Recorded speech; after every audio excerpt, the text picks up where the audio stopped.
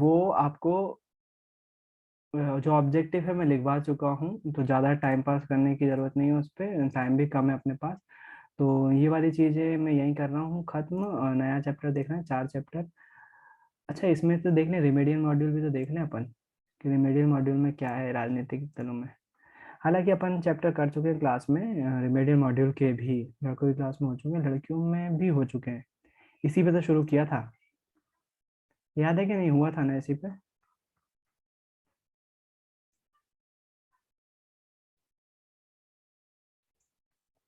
नहीं यार, ऐसा मत करो, हुआ है। अच्छा, अभी देख चुके हैं इसके ऑब्जेक्टिव, कर तो चुके हैं बात। 3 नंबर के लिए क्वेश्चन, बहुदलीय व्यवस्था क्या है, राजनीतिक दल को मान्यता कैसे प्राप्त होती है, दलों की परिभाषा दीजिए, भारत के 4 मान्यता प्राप्त राजनीतिक दलों के नाम लिखिए। सही है, सिंपल से क्वेश्चन है, ज्यादा कोई टफ नहीं है।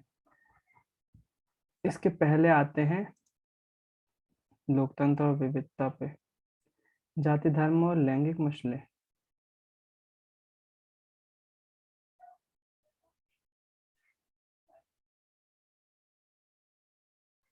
देखते हैं रिमेडियल में क्या है क्वेश्चन।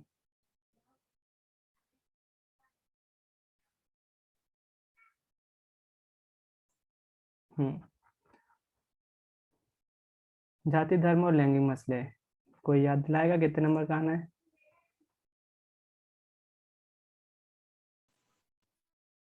1 जाति नंबर का ऑब्जेक्टिव। बस? हाँ भैया। Oh my goodness. भैया अब तो सारे ही 1 नंबर के आने वाले हैं। तो फिर रहने दें, सारे 1 नंबर के हैं, कोई इसमें क्वेश्चन नहीं, हाँ, 1 2 3 4। भैया लोकतंत्र विविधता में सा- 2 नंबर का और 1 नंबर के आने ऑब्जेक्टिव। लोकतंत्र और विविधता में। हाँ हाँ, तो चलो फटाफट मैं एक बार जल्दी जल्दी देख भूल लेते हैं। गई थी। ठीक है, कोई दिक्कत नहीं, 2 नंबर का आना है। जल्दी जल्दी देखते हैं, टॉपिक कवर करते हैं। कि इस टॉपिक में ये जरूरी है, एक बार देख लेना चाहिए, मैं बहुत जल्दी जल्दी कर रहा हूँ इसको। तो प्लीज आंखें और कान खुली रखें, मुझे मालूम है ज्यादा हो जाता है, लेकिन प्लीज थोड़ा सा टाइम लूंगा, क्योंकि 10 बजे मेरे को भी खत्म करना है। तो एक एक करके जल्दी जल्दी से अपन देख लेते हैं कौन कौन से चैप्टर हैं ये, और इसमें से इम्पोर्टेंट कौन कौन से हैं। जाति धर्म और लैंगिक मसले पे जो है वो 1 मार्क का क्वेश्चन आना है, तो जल्दी जल्दी से इसको आँख के सामने से गुजार लेते हैं ताकि रिवीजन हो जाए।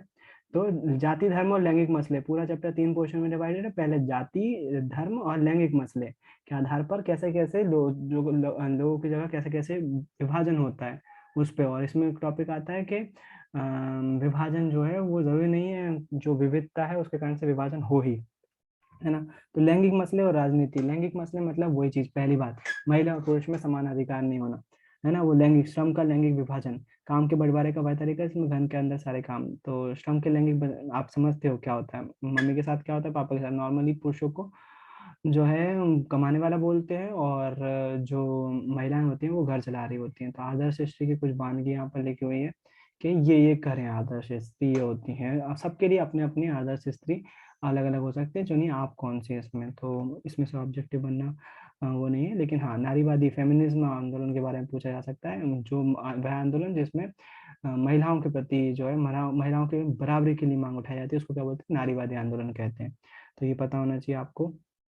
और इससे तो कोई फर्क नहीं पड़ता, आंकड़े बहुत कम आ सकते हैं यहाँ पर। हाँ, यहाँ पर साक्षरता दर पूछ सकते हैं, महिलाओं की साक्षरता दर अभी मात्र 54% है, जबकि पुरुषों में 76% है। तो ये पूछा जा सकता है साक्षरता दर के बारे में क्वेश्चन, आपको पता होना चाहिए। उसके बाद लिंग अनुपात पूछा जाता है, तो लिंग अनुपात तो पहले भी आ चुका है आपको ऑब्जेक्टिव में, और ज़रूरी है ऑब्जेक्टिव। और यहाँ पर दिया हुआ ये पूछ सकते हैं किन राज्यों में लिंग अनुपात अभी भी जो है 875 से कम है, तो पंजाब हरियाणा उसमें से मेन है, जम्मू कश्मीर भी 875 से कम है, जहाँ पर लिंग अनुपात, महिलाओं की संख्या बहुत कम है पुरुषों की संख्या के मुकाबले, प्रति 1000 पुरुषों पर महिलाओं की संख्या कम है। तो वो आ सकता है आपसे। लड़के की चाह होती है 919 रह गया है, जो लिंग अनुपात है। साथ ही नक्शा बताता है कि कई जगह पर अनुपात 850 भी हो चुका है, तो इसमें 919 लिखा हुआ है, जबकि अभी रियलिटी में अभी का कितना है, वैसे 920 ही लिखा है जहाँ तक है शिवलाल में भी। तो ये महिलाओं के बारे में हो गया। फिर उसके बाद राजनीतिक प्रतिनिधित्व। भैया शिव ऐसी है। आवाज क्लियर नहीं आई। भैया हम्म। अभी आई? हाँ अब आ रही है। आ रही है। हाँ आ रही है। हेलो। हाँ आ रही है अंशिका आवाज। आ रही है आवाज अंशिका, भैया बोलो। आ रही है। हाँ आ रही है ना। हाँ, अब वो शिवलाल में 919 ही है। ठीक, बुक का ही लिखा हुआ है मैंने। महिला सांसदों की संख्या पहली बार 14% पहुंची। तो अभी भी कम है महिलाओं की। हाँ, महिलाओं को आरक्षण कहाँ मिला हुआ है? जो हमारी स्थानीय सरकार है, पंचायत नगर निगम, उनमें आरक्षण मिला हुआ है। अभी भी विधानसभा वगैरह में नहीं मिला हुआ है। तो वो देखो, ऑब्जेक्टिव में लिखवा चुका हूँ। अब केवल टॉपिक के बारे में बात कर रहे हैं अपन, है ना। ऑब्जेक्टिव आपके पास लिखे हुए हैं। उसके बाद धर्म द्वारा, धर्म के आधार पर। तो धर्म के आधार पर कहाँ पर विभाजन का झेलना पड़ा, वो ऑब्जेक्टिव है अभ्यास में, वो आपको पता होना चाहिए। फिर उसके बाद सांप्रदायिकता क्या होती है, क्वेश्चन तो नहीं आ सकता, लेकिन आपको पता है सांप्रदायिकता क्या होती है। हाँ, इसके जो ऑब्जेक्टिव है अभ्यास के बहुत इंपॉर्टेंट ऑब्जेक्टिव है, और चांसेस है अभ्यास में से आ जाएगा इसका ऑब्जेक्टिव, क्योंकि एक ही ऑब्जेक्टिव आना है। नॉर्मली वो कवर कर लेता है सारी चीज़ों को जो आखिरी में आती है। तो इसके प्लीज़ ये वाले याद करके जाना ऑब्जेक्टिव, आखिरी के जो हैं। हाँ, बीच में अगर मुझे कोई ऑब्जेक्टिव दिखता है तो मैं बिल्कुल आपको बता दूंगा। तो जो अभ्यास के क्वेश्चन है इसके वही याद करके जाना। ये सांप्रदायिक किसको बोलते हैं, नारीवादी किसको बोलते हैं, धर्मनिरपेक्ष किसको बोलते हैं, जातिवादी किसको बोलते हैं। जाति पर आधारित केवल भारत में ही है। सही गलत है यहाँ पर वो कर ही लोगे आप। अभ्यास के क्वेश्चन करके जाना है इसके, है ना। उसके बाद आता है लोकतंत्र और विविधता। इसमें आना है 2 नंबर का क्वेश्चन। तो एक बार इसके क्वेश्चन देख लेते हैं, लोकतंत्र और विविधता के।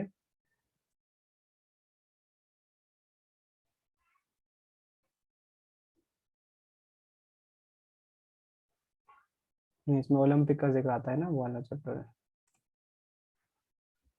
इतना लैग क्यों हो रहा है यार, ये लोकतंत्र और विविधता। प्रथम महिला लोकसभा अध्यक्ष थी मीरा कुमार, याद रखिएगा। प्रथम मौलिक अधिकार है 6। नागरिक अधिकार आंदोलन चलाया गया अमेरिका में। तो ये जब वो रेसिज्म वाला आता है ना, उसमें आता है स्टार्टिंग में कब चलाया गया। आप लोग को याद है क्या? मैं तो भूल गया, सन तो याद रह नहीं सकते। 1954 से 1968। 68। ठीक, 54 से 68 बिल्कुल सही है। टॉमस पिट, जॉन कार्लोस धावक है, अमेरिकी धावक। ओलंपिक खिलाड़ी ने जीता, कौन सा जीता? स्वर्ण और कांस्य। रजत ऑस्ट्रेलिया के खिलाड़ी ने जीता था। धर्मनिरपेक्ष देश है, सही है। लोकतंत्र में मौलिक अधिकार आवश्यक है, सदस्यों की न्यूनतम आयु 25 वर्ष है, सही है। राष्ट्रीय शक्ति आंदोलन 1986 में उभरा, नहीं पहले ही उभर गया था। स्वामी स्मिथ व जॉन कार्लोस एफ्रो अमेरिकी हैं, सही है। भारत दुनिया का सबसे बड़ा लोकतांत्रिक देश है। मेक्सिको ओलंपिक 1968 में हुआ था। लोकसभा आम नागरिकों का प्रतिनिधित्व करती है। श्रीलंका में भाषा पर आधारित भेदभाव है। प्रत्यक्ष लोकतंत्र स्विट्जरलैंड में है। एकलौता अटपटा आंसर है। तो प्रत्यक्ष लोकतंत्र मतलब डायरेक्ट जनता शासन कर रही होती है। अजीब लगता है लेकिन हाँ। अश्वेत शक्ति आंदोलन खालिस्तान में हुआ। अमेरिका में। अफ्रो अमेरिकी कौन है? प्रवासी से तात्पर्य क्या है? बहुल समाज से क्या तात्पर्य? नस्लीय भेदभाव के विरुद्ध अमेरिका में किसने आंदोलन चलाया? अगर नहीं आया, डाउट आए तो पूछ लेना। ये कर चुके हैं अपन। वर्ण भैया व्यवस्था, हाँ। ये प्रवासी में क्या लिखेंगे इधर? प्रवासी से क्या तात्पर्य है? प्रवासी मतलब कि उदाहरण के लिए अफ्रो अमेरिकी जो है वो प्रवासी कहलाते हैं। अगर एक नंबर का है यहाँ वैसे तो, अगर ऐसे नागरिक जो व्यवसाय या फिर अपने कुछ कामों के लिए एक देश से दूसरे देश में चले जाते हैं और वही रच बस जाते हैं, उनको हम प्रवासी बोलते हैं। उदाहरण के लिए अफ्रो अमेरिकी, जो अफ्रो अमेरिकी थे वो अफ्रीकन थे और अब अमेरिका में जाके बस गए हैं। तो ऐसे व्यक्ति जो किन्हीं कारणों से, अब वो किन्हीं कारणों में जॉब हो सकता है, पढ़ाई हो सकती है, किसी भी कारण से हो सकता है। तो वो ब्रैकेट में लिख देना, पढ़ाई, व्यापार या नौकरी। जब व्यक्ति किन्हीं कारणों ब्रैकेट में पढ़ाई, नौकरी या व्यापार आदि के कारण से एक देश से दूसरे देश में बस जाते हैं और वहीं निवास करने लगते हैं, तो ऐसे व्यक्ति या ऐसे नागरिक प्रवासी नागरिक कहलाते हैं। उदाहरण के लिए अफ्रो अमेरिकी, अफ्रीकन थे, अमेरिका में जा बसे, है ना। तो इसको एक लाइन में ऐसे लिख सकते हो। किन्हीं कारणों लिखना जरूरी, क्योंकि कोई भी कारण हो सकता है। आप एक कारण का भी लिख सकते हो, क्योंकि 1 मार्क का क्वेश्चन है। हो सकता है कुछ मजदूर करने गए हो, मजदूरी करने गए हो, वहीं रह गए हो। एक देश के निवासी दूसरे देश में निवास करने लगे हो, उनको हम प्रवासी बोलेंगे, प्रवासी नागरिक बोलेंगे। उदाहरण लिख देना अफ्रो अमेरिकी, उससे बहुत अच्छा क्लियर हो जाएगा। शहरीकरण क्या है? तो शहरीकरण मतलब कि गांवों के लोगों का शहर की तरफ विस्थापन, और जो शहर की अपनी सीमाओं से आगे बढ़ते जाना, धीरे धीरे विस्तार करते जाना, अपनी अपनी जो शहर का होता है उसका विस्तार करते जाना, शहरीकरण कहलाएगा। रंग भेद क्या है? रंग पे आधारित भेदभाव करना रंग भेद कहलाता है। 2 नंबर में पूछना है, उदाहरण दे दोगे। अमेरिका में रंग भेद के कारण से ही इतने सारे कुछ अश्वेत शक्ति आंदोलन चला था। कब चला था? वो 54 से 58 के बीच चला था। लिख सकते हो। लोकतंत्र में विविधता से क्या तात्पर्य है? लोकतंत्र में विविधता से तात्पर्य है, लोकतंत्र में अलग अलग जाति, मजहब, लिंग, धर्म को आधार मानने, धर्म को मानने वाले लोग रहते हैं, और वही लोकतंत्र में विविधता का आधार है, वही लोकतंत्र में विविधता कहलाती है। समरूप समाज क्या है? तो मेरे ख्याल से आपने पढ़ा है समरूप समाज, एक उसमें आया हुआ समरूप समाज, एक ऐसा सामुदायिक समाज जिसमें सामुदायिक संस्कृति या जातीय विभिन्नताएं ज्यादा गहरी नहीं होती, उनको समरूप समाज बोलते हैं। बढ़िया है, मेरे ख्याल से आप कर लोगे इसको। 2 नंबर का क्वेश्चन इसमें से आ सकता है। इसमें देखने एक बार, इसमें भी वही होंगे क्वेश्चन, ज्यादातर वही है। हाँ, भैया इसमें आंसर लिखा है अंशिका, 2 मिनट। विदेश में रहते हुए अपने देश के नागरिक बने रहना, विदेश में रहते हुए अपने देश का नागरिक बने रहना प्रवासी कहलाएगा। जो मैंने बोला है वो भी सही है। बहुल समाज क्या है? बहुल समाज से क्या तात्पर्य है? चौथा, एक से अधिक समुदायों से मिलकर बना समाज बहुल समाज कहलाता है। एक से अधिक समुदायों से मिलकर बना समाज बहुल समाज कहलाता है। विदेश में रहते हुए अपने देश के नागरिक बने रहना, प्रवासी से मतलब आएगा, विदेश में रहते हुए अपने देश के नागरिक बने रहना। एक लाइन का आंसर भैया है। आपका आंसर कितना परफेक्ट लग रहा था, ये तो कितना अजीब सा है। मैं 9th क्लास के बच्चे बोलते हैं आप समझा रहे हो तो ये चीज समझ में आ रही है, हम मन से लिखेंगे, लेकिन उसमें कॉपी में पढ़ो तो समझ में नहीं आ रहा क्या लिखा है क्या नहीं लिखा। तो जरूरी थोड़ी ना है, अब बाय द बुक रहोगे आप, अगर इसको वैसे के वैसा लिखना चाहते हो तो लिख सकते हो, लेकिन प्रवासी का मतलब समझ में आना चाहिए ना भाई। प्रवासी का मतलब होता है ऐसे व्यक्ति जो किसी कारणों से दूसरे देश में गए हुए हैं और वहीं निवास करने लगे हों, तो उनको प्रवासी बोलेंगे हम। जैसे उदाहरण के लिए अफ्रो अमेरिकन, तो उसमें उसमें मेरे को तो नहीं लगता। अब यहाँ पर विदेश में रहते हुए अपने देश का नागरिक बने रहना प्रवासी कहलाता है, तो ये भी गलत नहीं है, परिभाषा तो ये भी सही है। विदेश में रहते हुए अपने देश के नागरिक बने रहना, गलत तो ये भी नहीं है, सही है ये भी। तो मैं जो प्रैक्टिकली बोलता हूँ वो जो अपने डेली लाइफ की चीज होती है वो जोड़ता हूँ, तो उसके कारण से वो इजी लगता है, और कुछ नहीं है। तो उसका क्वेश्चन देख लेते हैं 2 नंबर के लिए। अफ्रो अमेरिकी से क्या तात्पर्य है? आपको पता है अमेरिका में नागरिक सुधार आंदोलन क्या था? ये इंटरेस्टिंग क्वेश्चन है। मार्टिन लूथर किंग के नेतृत्व में 54 में नागरिक अधिकार आंदोलन चलाया गया था। लोकतांत्रिक देशों में सामाजिक विभाजन का क्या प्रभाव पड़ता है? शहरीकरण क्या है? निम्न प्रश्नों के भी छात्र याद करें। शहरीकरण क्या है मैंने बताया आपको, शहर का विस्तार होना, गांवों से मैक्सिमम आबादी का शहर की तरफ रुख करना, और शहर का विस्तार होना, जिससे शहर में जो भी चीजें होती हैं, इंफ्रास्ट्रक्चर होता है, सड़कें, फैक्ट्रियां, वो धीरे धीरे जो है वो अपने क्षेत्र की सीमा से धीरे धीरे बाहर होती जाती हैं, उसको हम बोलते हैं शहरीकरण। रंग भेद क्या है बता दिया, चलो ये समरूप समाज क्या है, ये चीज कर लिया अपन ने। 4 के बाद, अच्छा तीसरा वाला भी देखा। उसके बाद 2 चैप्टर हैं, इसके ऑब्जेक्टिव हालांकि मैं लिखवा चुका हूँ, केवल एक नज़र मारना है अपन को। तो एक नज़र मार लेते हैं दोनों चैप्टर पे, जल्दी जल्दी 5 मिनट में ख़त्म करते हैं। संघवाद क्या है?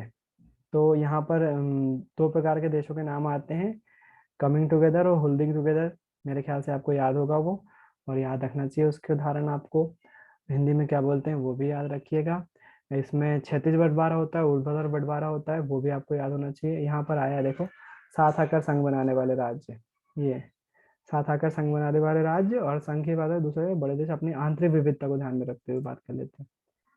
तो होल्डिंग टुगेदर, और वही बता रहा हूँ शिखा, होल्डिंग टुगेदर मतलब कि जो यहाँ पर देखो ये लिखा हुआ है, जो संघ बनाते हैं वो दो तरह से बनाते हैं, साथ आकर संघ बनाना, जो कि उदाहरण है संयुक्त राज्य अमेरिका, स्विट्जरलैंड और ऑस्ट्रेलिया। और कमिंग टुगेदर है, कमिंग टुगेदर में अपनी शक्तियों को विभाजित कर देना। संघीय शासन के गठन का दूसरा तरीका, बड़े देश अपनी आंतरिक विविधता को ध्यान में रखते हुए राज्यों को गठित करना और फिर राज्यों का राष्ट्रीय सरकार के बीच सत्ता का बंटवारा कर देना। तो वो होता है कमिंग टुगेदर, सॉरी ये कमिंग टुगेदर है, साथ आकर संघ बनाना। ये होता है होल्डिंग टुगेदर, अपने शक्ति को राज्यों में बांट देना, उसको होल्डिंग टुगेदर बोलते हैं। और भारत, बेल्जियम और स्पेन इसके उदाहरण है। तो दो होते, यही चीज बता रहा था मैं, जो कमिंग टुगेदर और होल्डिंग टुगेदर है ना, तो यही है, इसी को बता रहा था मैं। और इस डायग्राम में भी वही लिखा हुआ है, कमिंग टुगेदर और होल्डिंग टुगेदर के आप देशों को पहचान सकते हो। नाम कहाँ लिखे हुए, ये लिखे हुए, संयुक्त राज्य अमेरिका, स्विट्जरलैंड और ऑस्ट्रेलिया में कमिंग टुगेदर है, साथ आकर राज्य बनाते हैं, मतलब राज्यों के पास भी उतनी शक्ति है जितनी केंद्र के पास। और होल्डिंग टुगेदर में केंद्र के पास ज्यादा शक्ति होती है, वो अपनी शक्ति का बंटवारा कर देता है राज्यों के बीच में। भारत में संघीय व्यवस्था, तो भारत में संघीय व्यवस्था के अंतर्गत, हाँ ये संघ सूची में आने वाले विषय बहुत इंपॉर्टेंट है ऑब्जेक्टिव में, और आ ही सकते हैं, बहुत आ सकते हैं। राज्य सूची में आने वाले विषय और समवर्ती सूची में आने वाले विषय, इस पे ऑब्जेक्टिव बहुत कॉमन होकर कर आता है, तो है ना, तो इसलिए जरूरी है वो, प्लीज याद कर लेना उसको। उसके बाद इसमें मुझे नहीं लगता कोई है, कुछ विशेष प्रावधान के बारे में दिया हुआ है, जैसे अनुच्छेद 371 क्या था, जम्मू कश्मीर को एक विशेष राज्य का दर्जा देता था, जो कि हटा दिया गया है बाद में, है ना, अभी 2018-19 में हटा दिया गया उसको। 1947 के पहले भारत ऐसा था, मद्रास, मसूर, मैसूर, ये लिखा। उसके बाद आता है भाषा के बारे में, भाषा के बारे में तो भारत ऑब्जेक्टिव बनते हैं, भारत में कितनी 22 भाषाओं को, हिंदी के साथ साथ 22 भाषाओं को अनुसूचित भाषा का दर्जा दिया गया है। किस अनुसूची में रखा गया है इसको, अनुसूची का नाम आता है ना इसमें, 11वीं अनुसूची, 8वीं अनुसूची, भाषा में रखा गया है भैया। राष्ट्रभाषा नहीं है, नहीं अनुसूची का नाम आता है ना, कि इस अनुसूची के तहत इतनी भाषा को दर्जा दिया गया है। मेरे को अनुसूची का क्वेश्चन याद है यार, भी अनुसूची 22 पेज नंबर पे है लिस्ट। 8वीं सूची है शायद, 8वीं अनुसूची है, भैया जहाँ तक शायद। मुझे वही मुझे नहीं, लग रहा है, 8वीं अनुसूची के तहत जो है वो भाषा, अनुसूचित भाषाएं दी है या तो।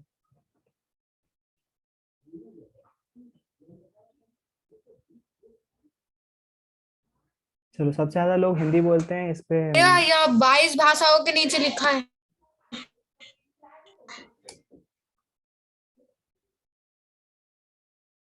इसी पेज पे। हाँ भैया, नहीं एक्चुअली हाँ भैया, आपने यहाँ तो लिखा है ना भाई, 8वीं अनुसूची, 22। Got it got it got it. वही याद आ रहा था क्या लिखा है, राज्य पुनर्गठन आयोग 1 नवंबर 1956 को लागू किया गया था इस रिपोर्ट को, और इसने राज्यों को बांटा, टुकड़ों में बांटा, ताकि राज्य का विकास ज्यादा अच्छे से हो सके, है ना। उसके बाद ही जो है धीरे धीरे राज्यों का जो है वो बंटवारा किया गया, तो वो चीज है। 1992 में वास्तविक विकेंद्रीकरण की दिशा में हाँ जी, भैया अभी आपने क्वेश्चन क्या किया था? कौन सी अनुसूची के तहत रखा गया है 22 भाषाओं को, 22 है कि 23 है, हाँ 23 तो है ना, फिर ठीक है। 8वीं अनुसूची के तहत रखा गया है, हिंदी को मिलाकर 22, हिंदी को मिलाकर 22, 8वीं अनुसूची के तहत। उसके बाद तो मेरे ख्याल से ऑब्जेक्टिव ही आ गए। यहाँ पर एक चीज जरूर आती है, विकेंद्रीकरण 1992 में हुआ था, और इसमें स्थानीय शासन को पावर दे दी गई, तो यहाँ पर ही आ सकता है वास्तविक विकेंद्रीकरण। हालांकि ऑब्जेक्टिव मैंने लिखवा दिए आपको, प्लीज एक बार देख लेना वो, और ज्यादा ऑब्जेक्टिव अलग नहीं लिखवाए मैंने, शिवलाल के लिखवाए हुए हैं, शिवलाल और बुक के जो मेरे को लगे थे इम्पोर्टेंट वो चीज लिखवा दी है, एक बार पढ़ लीजिएगा। जरूरी है। सत्ता की साझेदारी तो आपको बहुत अच्छे से याद होगा, पिछले चैप्टर की शुरुआत इसी से करी थी, बेल्जियम और श्रीलंका के बारे में है। बेल्जियम में कौन से ज्यादा बोलते भाषा, कौन से भाषा के आधार पर उधर था नाटक, और श्रीलंका में भी जो है भाषा के आधार पर था। बेल्जियम ने कैसे काम किया, बेल्जियम कैसे आगे बढ़ा, वो आपने देखा था इसको। ब्रुसेल्स को जो है वो यूरोपीय संघ का मुख्यालय भी बनाया गया है ब्रुसेल्स में। बेल्जियम आगे बढ़ा गया। श्रीलंका में जो है वो नाटक नौटंकी चलती रही, और 2008 में जाके वहां पर शांति हो पाई, और अभी भी नाटक चलता ही है। तो वो चीज आपको, पहला चैप्टर तो बहुत अच्छे से याद होगा, मुझे नहीं लगता ये भूल सकते हो। सामुदायिक सरकार एक अलग सरकार है जो कि बेल्जियम में होती है, भारत में नहीं होती। और इसके ऑब्जेक्टिव भी जरूरी है अभ्यास के, जो कि एक बार देखना बनता है आपको।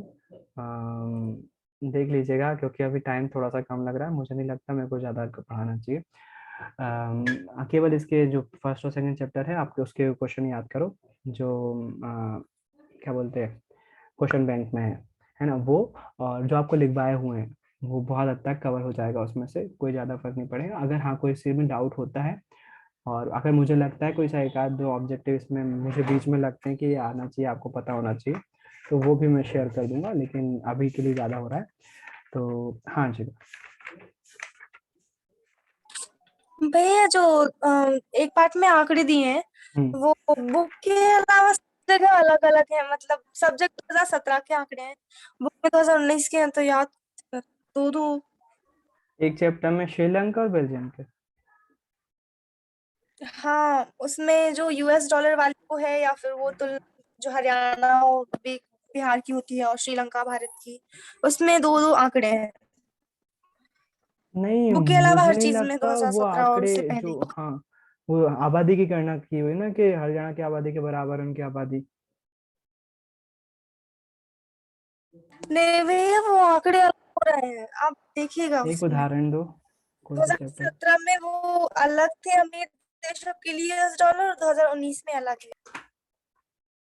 फर्स्ट चैप्टर मुझे क्यों नहीं याद आ रहा है भाई ऐसे कोई आंकड़े। फर्स्ट चैप्टर का जो केंद्र था वो तो ये था कि बेल्जियम बताना, और जो हमारा श्रीलंका उसको बताना।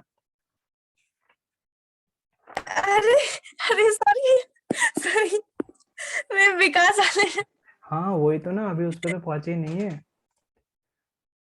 मैं कंफ्यूज हो गई मुझे थी। लगा मैंने क्या छोड़ दिया भाई, ऐसा कैसे हो सकता है कि आंकड़े आ गए इसमें।